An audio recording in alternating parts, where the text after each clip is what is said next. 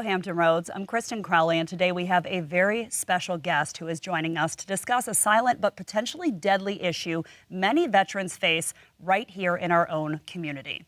Jason Redman is a retired Navy SEAL with 21 years of service who was severely wounded in a firefight in 2007, where he sustained life-altering injuries after taking several rounds to the body and ultimately to the face. Now, he was able to turn that around and become a business owner, best-selling author, and a top-rated motivational speaker and coach on all of these subjects and more. And that journey from the battlefield to the hospital to recovery was obviously not easy. And that brings us to our topic today, Jay. So thank you for being with us. Listen, honored. I know. And talking about mental health, especially in the military community, is something that is a big conversation. So we're going to dive into that a lot tonight because this is a topic that is sadly just now becoming more of a conversation. Now, we want to start with kind of sharing your story. And I know we had some pieces put together as well that we want to show you kind of before we dive into this. So we want to take a look at that video that was put together to kind of reflect some of the things you face on the battlefield, because I don't think a lot of people do realize it's not just a video game. No, it's not. There's no do-overs. You don't get extra lives. You don't get to start over when things start to go south. And yeah, Iraq in 2007 was a very dangerous place. 06, 07, just a lot was happening in Iraq. Obviously, people remember the surge, the Anbar awakening. We were operating in the Anbar province. You were having the impact of the Iranian influence in Baghdad with the Sadr militia there. We lost guys in Baghdad on that deployment. July 6th, we lost 3 of our guys from our team.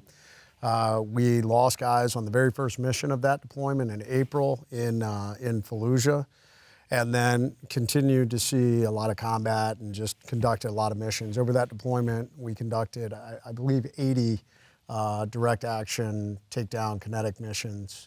Yeah, and I think some of the footage that we do have is actually of that, some of the firefights and scenes in that area. Do we have that we're able to roll on? So let's take a look at that, and then we want to kind of dive into the...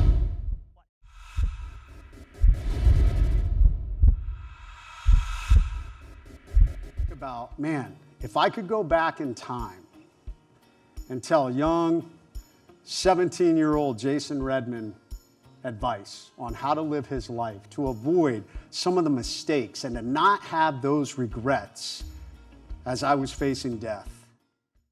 Hi guys, it's Daddy. It is Saturday here at about 9:30 in the morning.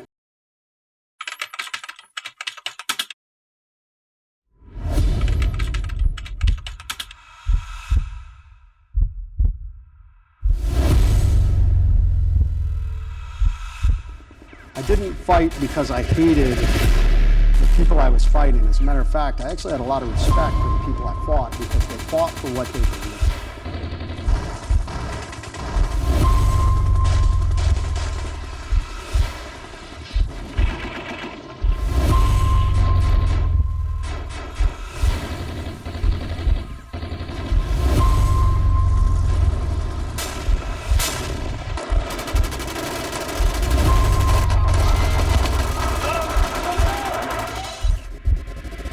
Sign said this: attention to all who enter here.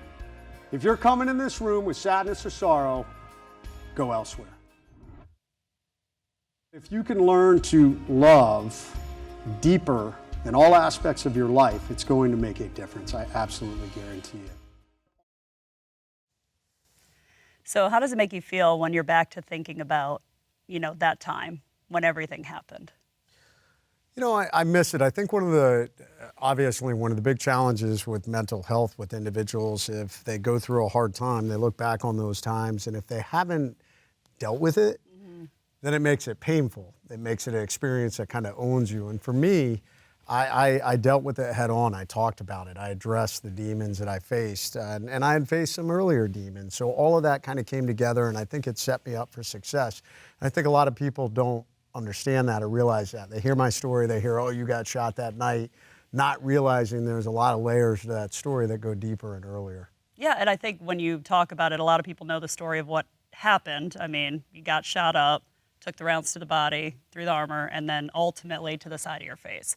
So that kind of kicked off And you said there was stuff before. I mean, you've admitted you had some management issues in the teams, leadership issues, Yeah. being too cocky, trying to play the role, play the part.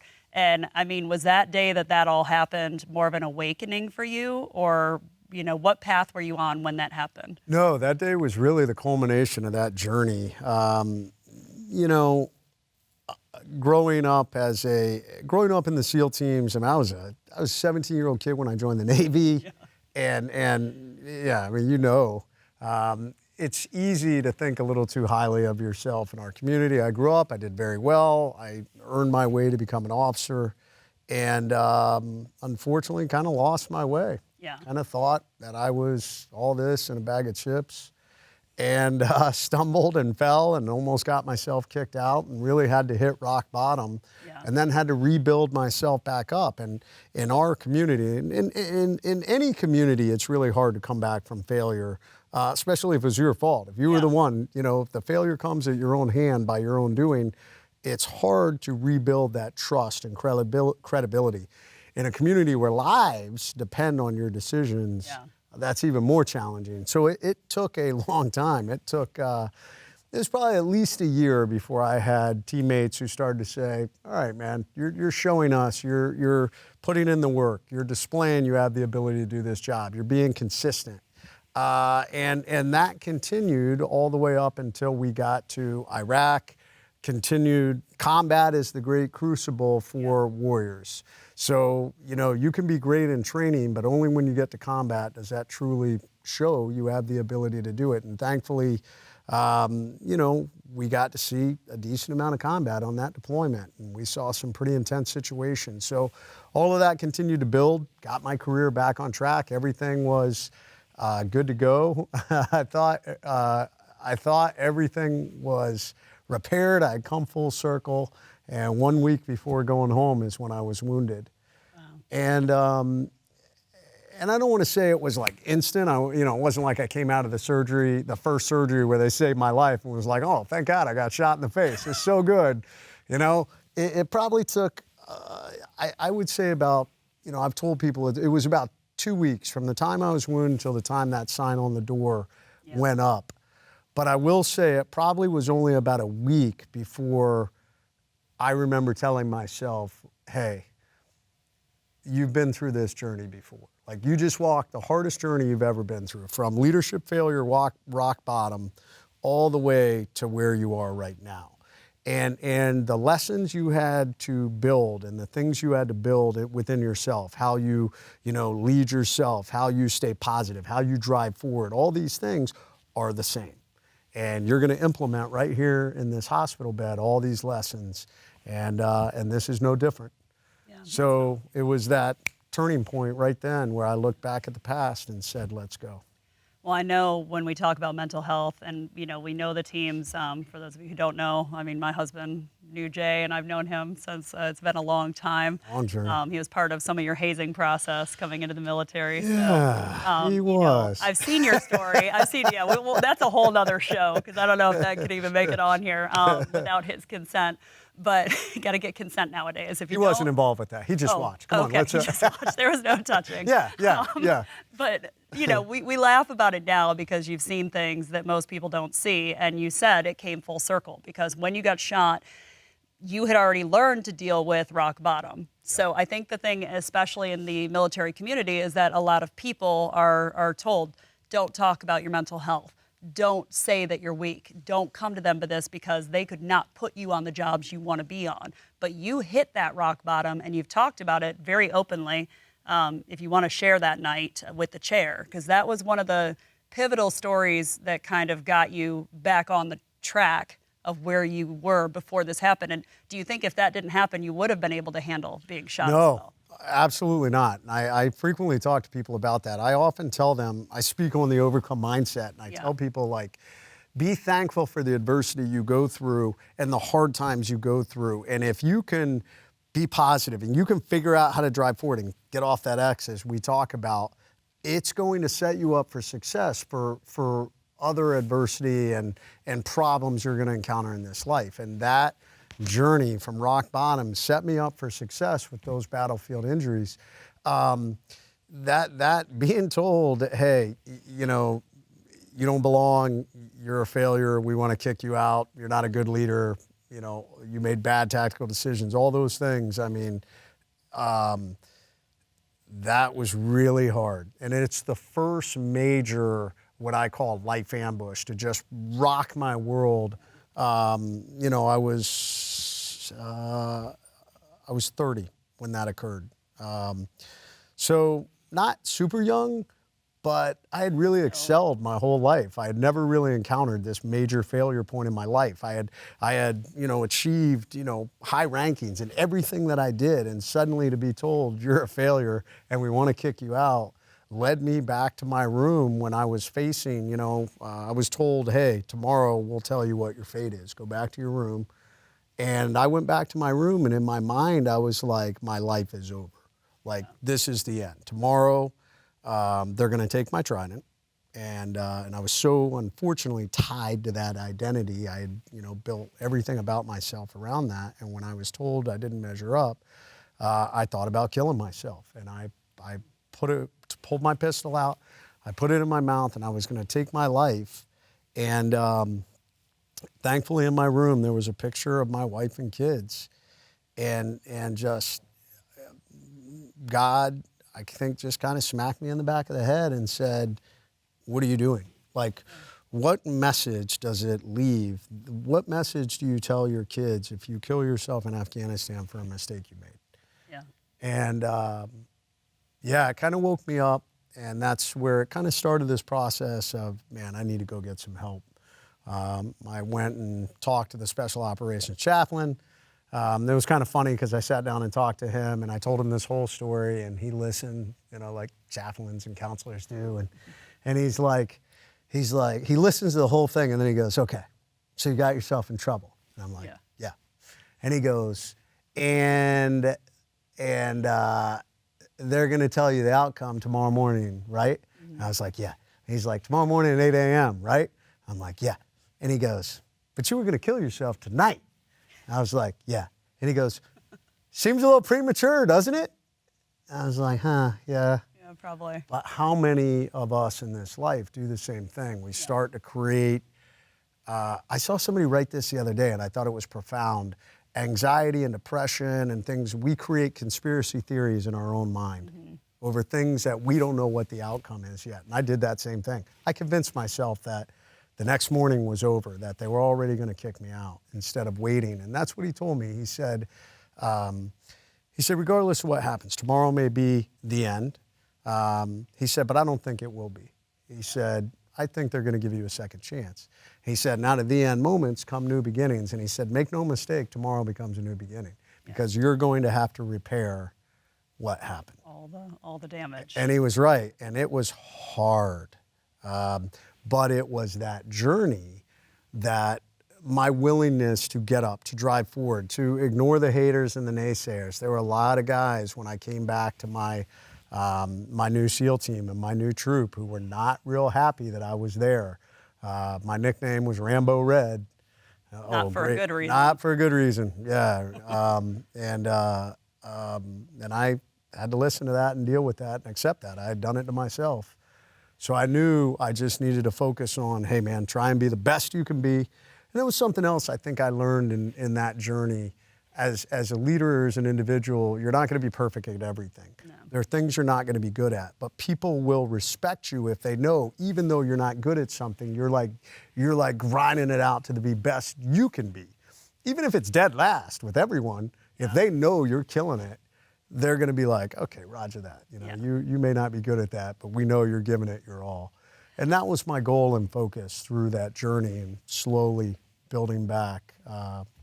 You know, that. And then, I mean, that allowed you to cope with what you dealt with, which was a life-changing injury. It was life-altering. You had to go through, you know, how many? You're the most plastic surgery. I don't know if there's an award for that. I don't know. If you know, and I'd award. love to say. I mean, I've been through 40. I mean, they're not. Yeah. I'm not even close to the award. There's a Marine who's a super high amputee. I can't think of his name right now. Amazing guy out in California. 200 surgeries. Wow. He wins. So he wins. Yeah, you win, Jason. Much respect, brother. Quote unquote. Yeah. So, but 40 was tough. I mean, That's still a lot. I mean, and when you went through, I mean, I know there was a lot of anger management after that based on, again, because we're all vain humans. Like, you want to think, I look good. I want people to like me. I know you had anger issues after that. There was facial a injuries lot. suck. Yeah. It changes who you are presenting yourself to the public and the world. So I'm going to let you get on a soapbox for a minute because I know you enjoy Can I this stand on so the much. chair? You can stand on the chair and say it if you want to, but I think it's, what's really wrong, I mean, in the country today, helping veterans cope with PTSD, TBI, suicidal thoughts, going to superiors. Like, what do you think? I mean, it has evolved a lot, obviously, in the last decade, even, 5 years, it's evolved a lot with a lot of the extra treatments. But for you, like, what is the problem? Like, where is it really to say this country is not supporting veterans in the right way? Well, there's still a big stigma within the veteran, law enforcement, fire community. We pride ourselves on being these tough warriors, and to say, hey, I'm struggling mentally, there's still a stigma associated with that. No matter how much they want to try and say that, hey, it's okay, there's a stigma. And there are still places where when guys or gals say, I'm struggling, they're not able to keep their job and stay in that warrior protector position. Yeah. So that's stopping many of them from coming forward and saying, I'm struggling. The other problem, I think, is we're all self-driven. We are type A's, and we want to fix ourselves. We don't want to admit to someone, hey, I have a problem. I'm going to figure this out. In the new relationship book Eric and I have coming out, we tell a pretty big story about how I struggled. I was wounded in 2007. In 2010, I was going through a period where I was really wrestling with the inner demons. And everyone wants to focus on the physical injuries. Man, the invisible ones are 100 times worse. The demons you wrestle with inside your mind, the dragons you bring home from battle, or from some traumatic event or whatever it is, man, that will pull you down and eat you far more than the physical wounds. And I was really struggling in 2010. On the outside, I'm trying to present myself as, hey, I'm running this nonprofit and I'm doing all these things and I'm the overcome guy. And inside, I was self-destructing. And instead of, I didn't want to admit, like, hey, I don't want to admit I'm having issues. I'm like the guy. Everybody's looking at me, the sign on the door guy. Literally had overcome as that's your mantra for everything. So Right. you're trying to live up to the brand And the there hype. felt so much pressure, and I wasn't willing. I pushed everybody away. Wow. I pushed everybody away, including Erica and the kids. And one day she said, this is not working. Like, you have got to fix that. Something has to happen here. And in our entire marriage, we made a commitment from the very beginning that, hey, death, that's it. That's the only way out of this thing, We You're stuck with often it. joked about that. Yeah. So we've never brought it up. There was never any argument or any tension over the years of marriage. And she said, if we don't fix this, she said, this is how divorces happen. And and it scared me. Scared the crap out of me. Yeah, and you have statistics. I mean, in the communities, the divorce rate is, For wounded warriors, it is almost 90%. Yeah. So And in our community, it's almost 90%. The Yeah. SEAL Special Operations community.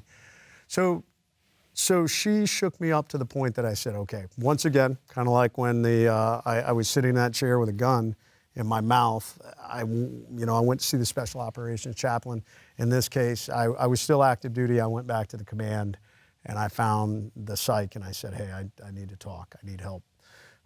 I think that initial step is one of the biggest ones, to be willing to say. Often I talk about in the veteran, police, fire space, guys are stuck on the X. We get stuck on the X from the trauma. We get stuck on the X from, we don't want to admit to ourselves we're struggling, so then we start pushing everybody away, which chains us to the X even harder. But no one can get you. I could have 10,000 John Deere tractors try and drag you off the X, and if you're not ready to get off the X on your own, you'll just climb right back onto it. Yeah. So that is the first step, to say, hey, I need help. And then the second problem becomes, most guys and gals I meet are looking. We live in this instant gratification society. Oh, okay, now I just took the first step. Like, I need help. I should be fixed immediately. So the very first thing they go, you know, whatever modality they select, if it doesn't fix them immediately, then they're like, well, that didn't work.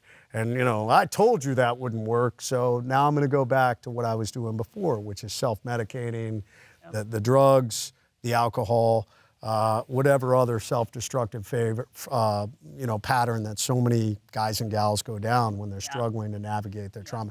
So I tell them, like, hey, man, like, go back to operational. If you were confronting some sort of whether it's in training or in combat, some sort of challenge, you're not going to use one solution and be like, that didn't work, let's quit and die. You're going to be like, okay, that didn't work, let's figure out something else to save ourselves. That's a good point. And I tell them, like, it should be like that. You know, what works for you may not work for me, and what works for me may not work for you, and it may not work for them, or whoever it is. You owe it to yourself to keep trying different things, because something out there will work. Yeah, so what did work for you? Were the things, was it the chaplain and that finding someone good to talk to? Like, what were what really helped you? It was a combination of things. Okay. So that started it. I still was having a lot of issues. In 2010, I was really struggling with sleep and nightmares and anxiety.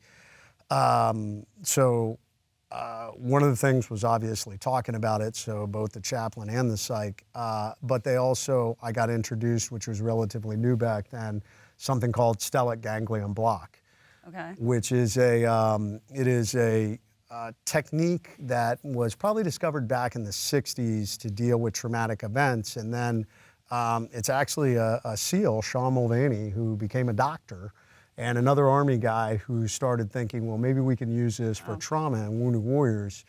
And at the command I was at, they came and said, hey, you know, guys who are struggling, maybe with traumatic events, do you want to try this? And it was still new back then. And I said, man, I'll try anything.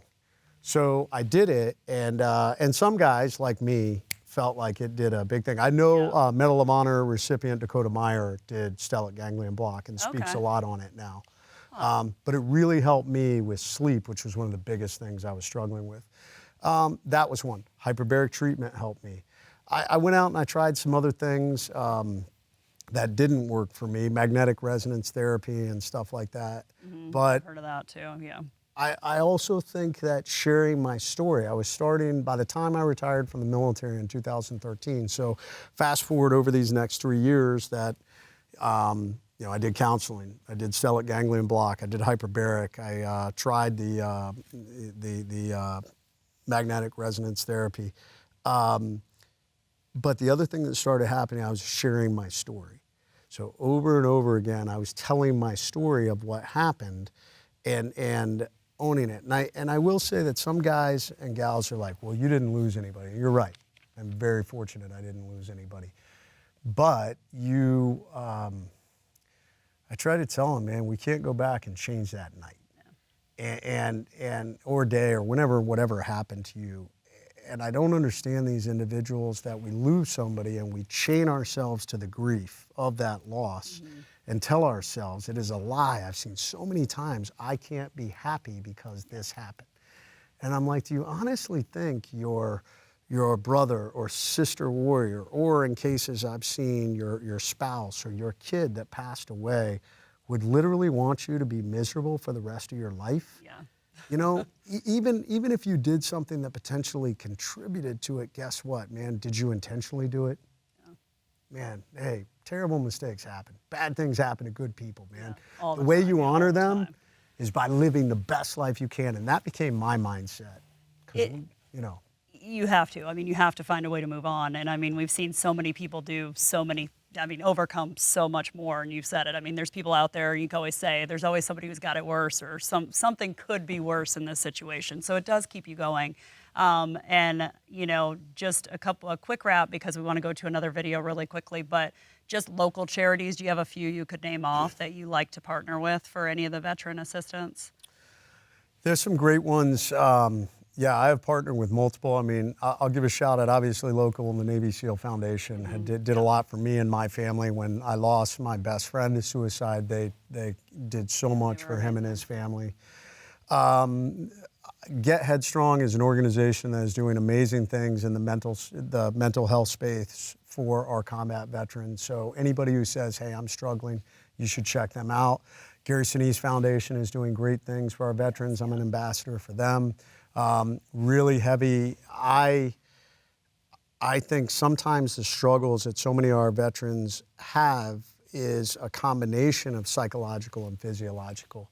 Yeah. So I am on the board for Concussion Legacy Foundation, and we're really trying to get deep into the research on understanding TBI, because so many of the suicides we're seeing, guys are showing severe scarring and brain scarring, CTE, these different things that we've got to figure out. The research has got to catch up. Yeah, we're going to take a quick break, and then we're going to come back and ask a few more questions of you to kind of wrap things up that may be a little more rapid fire. So, pun intended, we'll be right back.